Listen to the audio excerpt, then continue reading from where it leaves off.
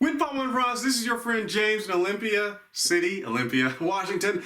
Voting is either your right or your plight. There's no logic in whining or complaining anymore. If you're not going to step out to the voting booth, get off social media with all your complaining. If you're not going to pray, if you're not allowed to, a child or someone who's a felon who hasn't, done what needs to do, or if you're in prison or whatever, there's no logic. If your job is to pray. That's what your job is to do. If you're a child, you can do that. That's your right or your plight. You can vote is your right or your plight. You can either vote and change America for better, make it greater and wonderful, or you can not vote and then sit there and whine and complain when wicked and evil people take over your country and then it's gone. So it's either your right or your plight. You either can enjoy freedom or it'll turn into, socialistic, communistic nonsense. Either way, it's going to be your fault if you don't get out and vote. There are countries right now, there's a country I know of, that it's a mandatory thing for you to vote. Sad thing is the same country, there's only one person on the ballot.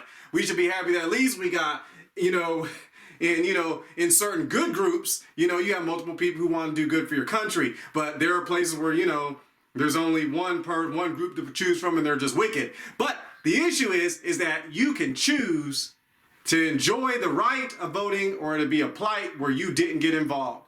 Even in primaries or any type of election, unless God tells you not to do something, you still have to follow God. But in general, I don't think he's going to tell most people don't even bother to ask him. I had to put that in there because, you just have to, come on, follow God. But the main issue is it's a right and you must take advantage of it.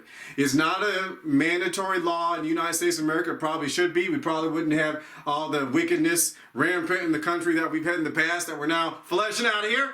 But you have it's either your right or your plight. Voting's your right or your plight. It's either your right to enjoy freedom or it's going to turn into your plight because you didn't do anything. No logic in complaining, no logic in whining. If you're a governor or mayor or whatever, city council or attorney general did something wicked during their thing and you didn't vote against them, there's no logic in you sitting there whining. So I don't want to hear nobody whining after the election. I don't want to hear anybody complaining if you didn't vote. If you didn't vote, keep your mouth shut. You're a sideline citizen. Live and be.